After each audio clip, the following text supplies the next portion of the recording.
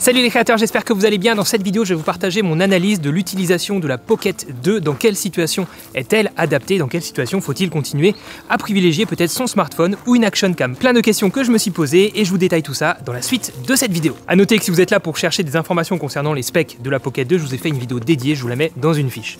Oui, qu'est-ce que t'en penses de la Pocket 2 toi? Qu'est-ce que t'en penses? Rien du tout, hein? Bon, et je m'excuse si dans la suite de cette vidéo, je l'appelle Osmo Pocket 2 et pas Pocket 2. Voilà, désolé, DJI a changé les noms, ça m'énerve, mais c'est comme ça. Donc rendez-vous au studio pour savoir si oui ou non la Pocket 2 est faite pour vous et quelle utilisation on peut en faire.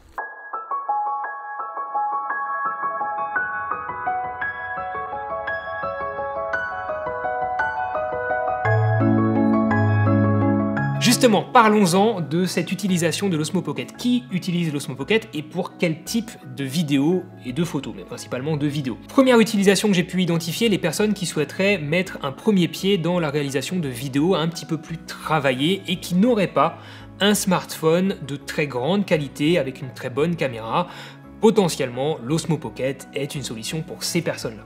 Deuxième utilisation possible que j'ai croisée sur internet vraiment par hasard, alors me demandez pas pourquoi, mais c'était une personne, un professionnel qui faisait des visites de camping-car avec un Osmo Pocket. Et j'ai trouvé l'utilisation vraiment très intelligente et vraiment très adaptée. Et j'ai vraiment eu une révélation par rapport à l'utilité de ce type de caméra. Donc deuxième utilité possible, un besoin professionnel pour faire des petites vidéos de présentation d'activités très simples, sans grandes ambitions bien sûr en termes de qualité ou de produits. La troisième utilisation que j'ai pu croiser, c'est pour vloguer. Et c'est justement ce point-là qu'on va un petit peu détailler tout à l'heure, puisque l'Osmo Pocket 2 apporte pas mal d'innovations justement pour les vlogueurs. Mais en attendant, revenons à la première hypothèse, à savoir les personnes qui souhaiteraient mettre un premier pied dans la réalisation de vidéos un petit peu plus travaillées.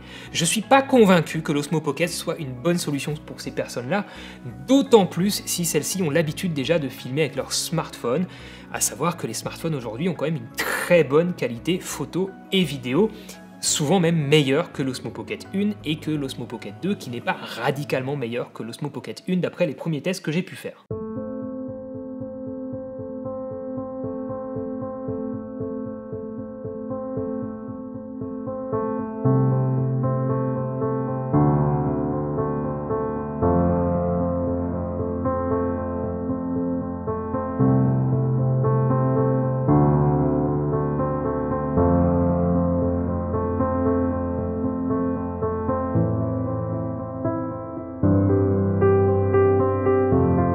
Revenons à la deuxième utilisation que j'ai identifiée de l'Osmo Pocket, à savoir l'utilisation professionnelle. Notamment, je pense ici aussi, en plus de la visite de camping-car, à la visite peut-être d'appartements, de camping, d'entreprise tout simplement pour présenter son activité. Ça peut être une bonne solution alternative au smartphone qui lui n'est pas aussi bien stabilisé dans toutes les situations.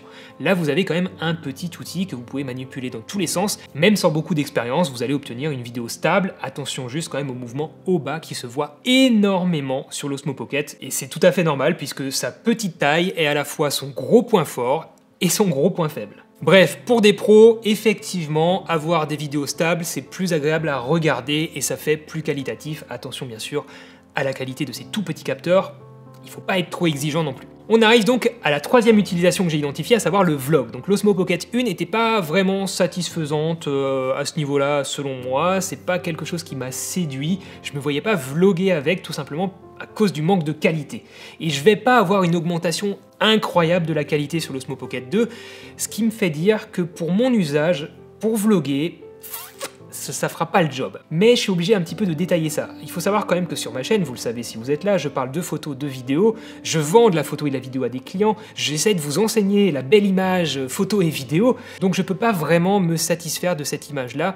J'ai ce besoin d'avoir une meilleure qualité. Par contre, pour d'autres catégorie de vlogueurs qui ne parlent pas de photos, de vidéos, qui vont peut-être être, je sais pas moi, dans la cuisine, dans le divertissement, dans le bricolage, etc., où la qualité du pixel n'est pas aussi importante que sur ma chaîne, j'exagère un peu mais vous voyez l'idée, eh bien ça peut tout à fait faire le job, et justement DJI a voulu axer vraiment plus l'Osmo Pocket 2 vers le vlog, puisque plein de fonctionnalités ont été ajoutées, et notamment aussi des accessoires très intéressants pour cet usage. Bon, côté photo, l'Osmo Action 1 fait de la photo, l'Osmo Action 2 fait de la photo. Est-ce que c'est fait pour? Clairement non, ce sont des caméras à la base qui peuvent faire des photos, mais si vous branchez sur le côté un smartphone, autant faire vos photos avec votre smartphone. À mon avis, ce sera plus adapté, sauf bien sûr si votre smartphone est moins bon en photo que l'Osmo Pocket. Bon, votre smartphone, pour faire des photos, il n'y a pas de problème, il fait des photos. Les action cam maintenant, alors en photo, clairement j'ai tendance plutôt à dire que dans la majorité des cas, utilisez plutôt votre smartphone. Sauf bien sûr en situation de sport extrême, ou tout simplement en situation extrême, même pas dans le sport, ou sous l'eau. Là clairement une action cam ça fait mieux le taf qu'un smartphone, même si maintenant les smartphones vont sous l'eau, enfin bref. Vous avez compris que clairement la photo pour moi là c'est pas vraiment un critère déterminant. Côté vidéo, en fait ça va être assez simple aussi, puisque l'Osmo Pocket 1 fait de l'Ultra HD, du slow motion, alors bien sûr avec des framerate peut-être moins élevés que l'Osmo Pocket 2 et que votre smartphone peut-être, mais grosso modo vous pouvez faire beaucoup de choses avec de l'Ultra HD 60 et de la Full HD 120, c'est déjà très bien.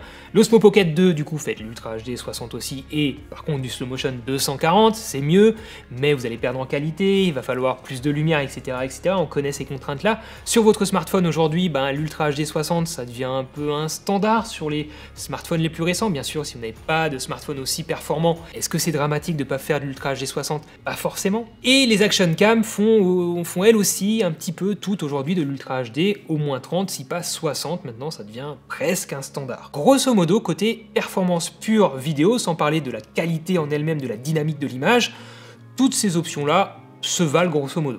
Selon moi, hein, donc on peut en débattre dans les commentaires, je vous fais juste mon analyse, et justement ça m'intéresserait de savoir dans les commentaires ce que vous en pensez et comment vous voyez la chose. Là on va commencer à avoir des grosses différences selon moi, et on le sait déjà avec l'expérience de l'Osmo Pocket 1, c'est dans la stabilisation. L'Osmo Pocket 1 et l'Osmo Pocket 2, on a une stabilisation mécanique comme sur un gimbal, comme sur un Ronin. C'est forcément super séduisant, c'est vraiment quelque chose qui était révolutionnaire il y a 2 ans quand l'Osmo Pocket 1 est sorti. C'est incroyable d'avoir un tout petit stabilisateur comme ça se faufile partout, je vous l'ai prouvé à travers un projet artistique il y a 2 ans. Le revers de la médaille par contre, et j'en parlais un petit peu précédemment, c'est que certains mouvements vont quand même beaucoup se voir, notamment le mouvement de walk, de marche au bas sur un Osmo Pocket, ça va énormément se voir. Donc la stabilisation mécanique c'est très bien, on a un gimbal, mais il va falloir faire très attention à la façon dont on filme si on veut obtenir un résultat qui soit très convenable. Sur un smartphone, on a maintenant de la stabilisation mécanique aussi sur certains smartphones, et bien sûr de la stabilisation aussi parfois numérique en post-traitement. Ce sont des stabilisations qui vont vous permettre d'éviter de voir les petits mouvements, les petits tremblements. C'est très bien fait, c'est très bluffant, mais ça ne remplace pas non plus un gimbal, donc ça ne remplace pas tout à fait ce que peut apporter un Osmo Pocket. C'est 2 types de mouvements quand même un petit peu différents, 2 types de stabilisation quand même qu'on va garder à part pour l'instant. Mais bien sûr, tout ça pour dire quand même que les smartphones aujourd'hui arrivent quand même très bien à stabiliser, et que l'usage d'un Osmo Pocket, peut-être que dans 5 ans, n'aura plus du tout d'intérêt. Les action cam, on va prendre les plus récentes, la GoPro Hero 9 par exemple, qui a une stabilisation incroyable comme les précédentes GoPro. Là aussi, ça ne remplace pas tout à fait un gimbal, quoique, sur cette GoPro Hero 9, on a quand même un mode horizon, où la GoPro laisse toujours l'horizon droit. On est vraiment sur une imitation de ce que pourrait faire un gimbal, un petit gimbal comme un Osmo Pocket. Donc là aussi, attention, est-ce qu'un Osmo Pocket dans la durée va vraiment toujours être aussi intéressant à produire pour DJI? Côté polyvalence maintenant, alors l'Osmo Pocket 1 et l'Osmo Pocket 2, clairement, si vous faites du sport extrême, vous l'oubliez. Si vous allez sous l'eau, pour moi, vous l'oubliez aussi, même s'il y a des accessoires qui vous permettent de prendre l'Osmo Pocket, de l'emmener sous l'eau. Pour moi, c'est pas vraiment une option viable sur le terrain. J'ai envie de dire oui, mais non. C'est simple, hein, je vais vous le résumer comme ça.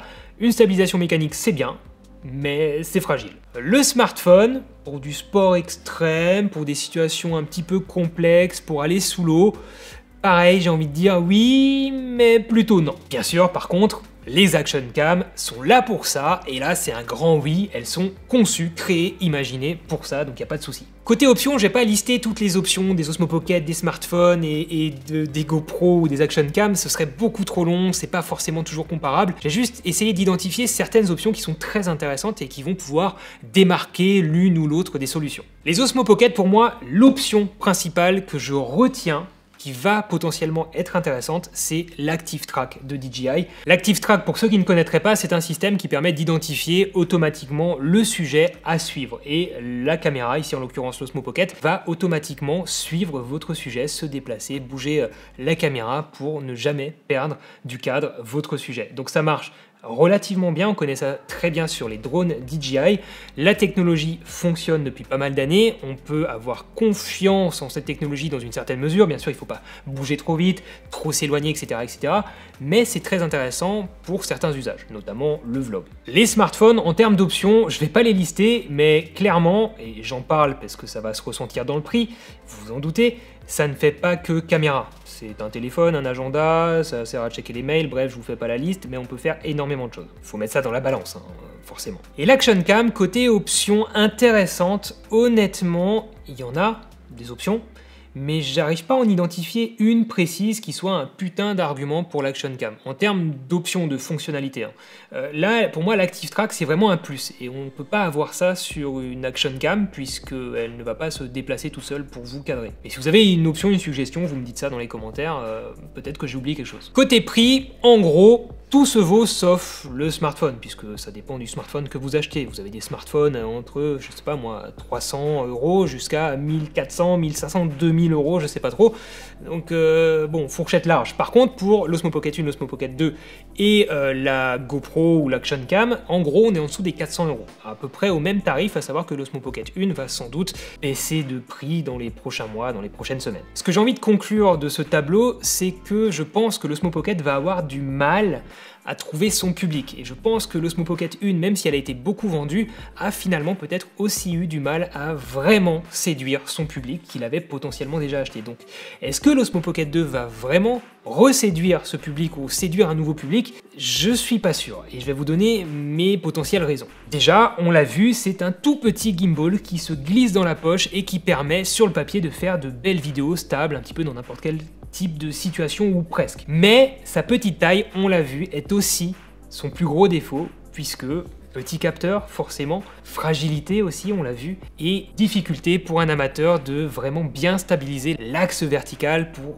faire des vidéos entièrement satisfaisantes. A noter quand même que sur une Action Cam ou un smartphone récent, vous avez tous les axes qui sont stabilisés, même l'axe vertical. Alors bien sûr, dans une certaine mesure, mais c'est un point que je trouve assez intéressant à relever. On a aussi vu que c'était potentiellement une caméra, une petite caméra d'action, mais qu'en même temps, c'était une caméra fragile, donc c'était pas vraiment une caméra d'action non plus. C'est aussi une caméra de vlog, on l'a vu très bien, mais malheureusement pour les plus exigeants d'entre nous, la qualité n'est pas suffisante. D'ailleurs, petite parenthèse, si vous vous demandez pourquoi DJI n'a pas doté son Osmo Pocket 2 d'un capteur 1 pouce, c'est quelque chose qu'on attendait beaucoup. Alors pour vraiment les amateurs, un capteur 1 pouce, c'est juste un capteur plus grand que le capteur qu'il y a dans votre smartphone ou qu'il y a dans l'Osmo Pocket 1, un capteur qui permet déjà d'avoir normalement une qualité déjà un step bien au-dessus. On attendait ça sur l'Osmo Pocket 2 et malheureusement ça n'y est pas. Ça ne m'étonne pas énormément puisque même l'Osmo historique n'avait pas de capteur 1 pouce. Et cet Osmo historique a été arrêté, la production a été stoppée par DJI, donc c'est bien que cet Osmo n'a pas vraiment trouvé son public non plus, même s'il s'en est vendu, je pense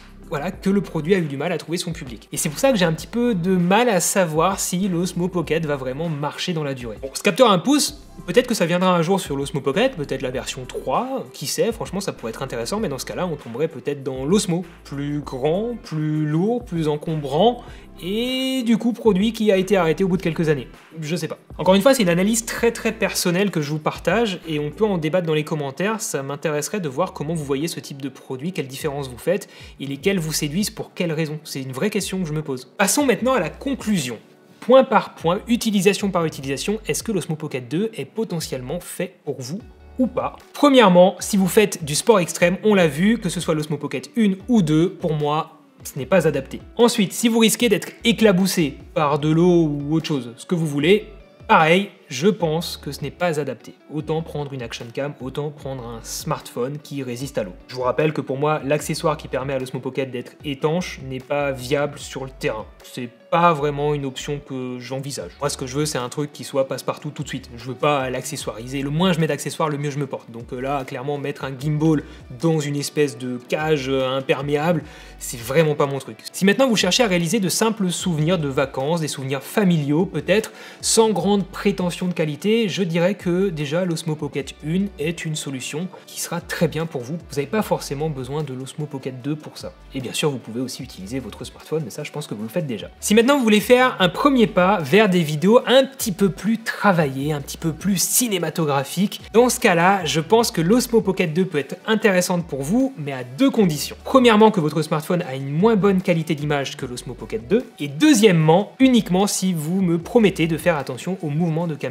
au bas qui risquent qui seront très disgracieux à l'image. Cinquième situation, si vous voulez faire du vlog, là aussi, plusieurs options selon moi. Si vous êtes dans le cas 1 ou 2 qu'on a vu tout à l'heure, clairement, même si c'est pour du vlog, Action Cam direct. Si vous êtes dans le cas numéro 3, on l'a vu, Osmo Pocket 1, très bien, sauf si le son est très important pour vous. Dans ce cas-là, l'Osmo Pocket 2, avec le combo créateur, sera intéressant pour vous, mais vraiment pour la partie son. Si maintenant vous cherchez une petite caméra simple et efficace, facile à utiliser pour un besoin perso ou pro, on l'a vu notamment pour présenter peut-être votre activité, présenter des objets, des produits, faire des petites vidéos souvenirs comme ça, mais sans non plus d'énormes attentes en termes de qualité, que notamment vous avez conscience des points faibles des petits capteurs, notamment les contre-jours, les situations de basse luminosité ou peut-être les ciels très clairs, très blancs en pleine journée qui vont rapidement être cramés.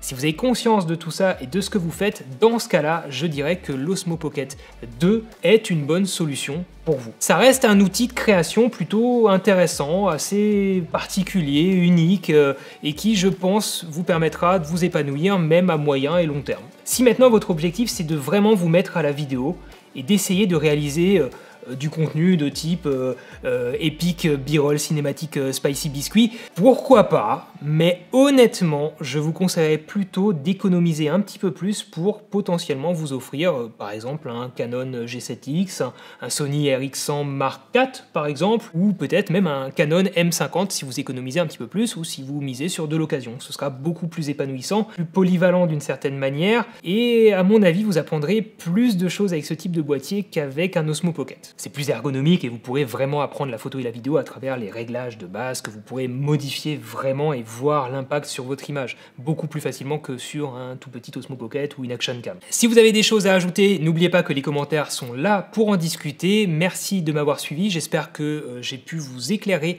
par rapport à ces différents choix qui s'offrent à vous aujourd'hui, à l'intérêt ou non pour vous d'un Osmo Pocket 2, d'un Osmo Pocket 1, d'une Action Cam et même d'un smartphone. Évidemment, si ces produits vous intéressent et que mon travail sur cette chaîne vous plaît, vous avez un lien affilié qui vous attend dans la description, ce qui vous permet donc d'acheter ce produit tout en soutenant la chaîne. Merci pour ça, à très bientôt les créateurs, faites de belles photos, faites de belles vidéos, ciao!